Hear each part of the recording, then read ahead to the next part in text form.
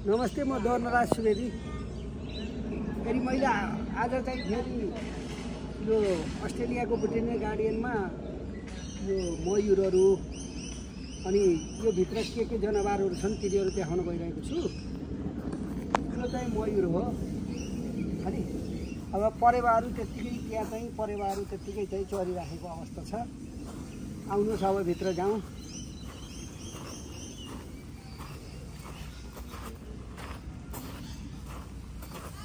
यो चाहिँ अग्लो बनाएर चाहिँ जनावर बाहिर नजाउँ भनेर बनाएको होला।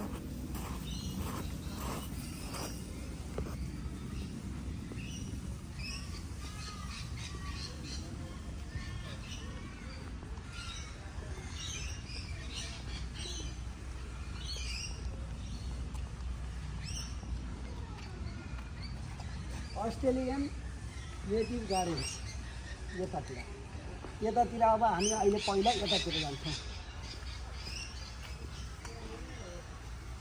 हेरिदिनुहोस्,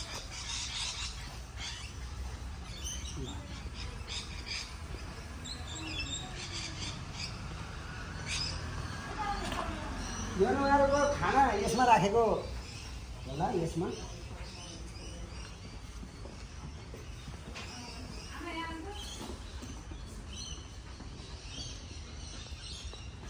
यो जनावर के हो?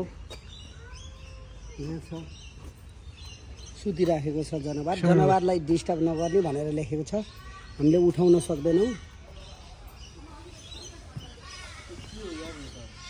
सुँगुर अब यिनीहरू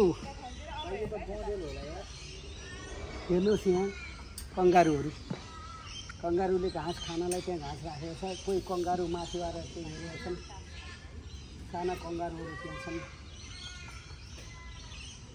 हेर्दैछन्। अब यो ओस्ट्रिच, यसको नाम के भन्नु अरे? ओस्ट्रिच अस्ट्रिचहरू यहाँ छन्। फेरि हामी नजिक गयो भने यिनले फेरि टोक्यो भने नि नजिक जानु भएन, हेर्न मिल्यो। नजिक गएर यिनीहरूलाई डिस्टर्ब गर्न नि भएन, के गर्नु भएन। उसलाई कङ्गारु एकपल्ट कङ्गारु हिँडेको पनि देखाइदिनुहोस् त। कङ्गारु खुट्टा अगाडि छोटो र पछाडि लामो हुनाले छिटो हिँड्ने पर्ने भयो स्थितिमा ऊ एकदम छिटो हिँड्छ।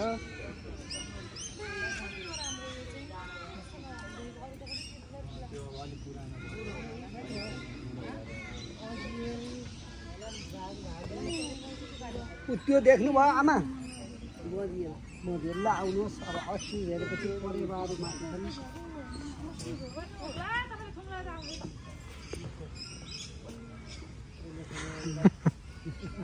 यसले ठोक्ला भन्ने डर भयो। उहाँ देखाएको यही होला होइन? उहाँ देखाएको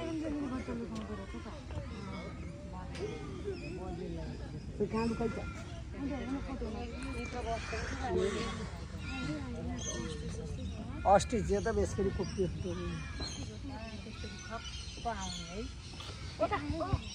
अलि यता आउनु,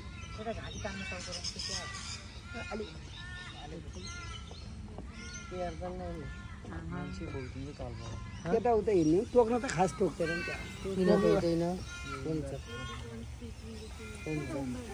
ल आउनुहोस्, यता गएर हेरौँ।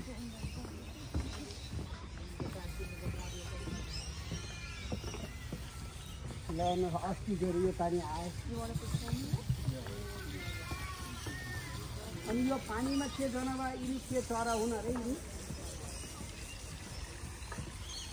पानीमा भएको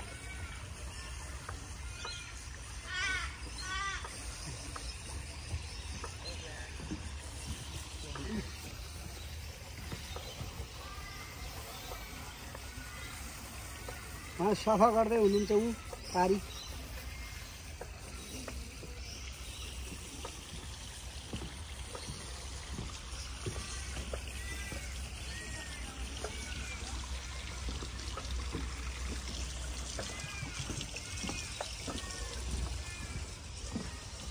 कङ्गारु नजिकैबाट हेर्ने अब लाउनु।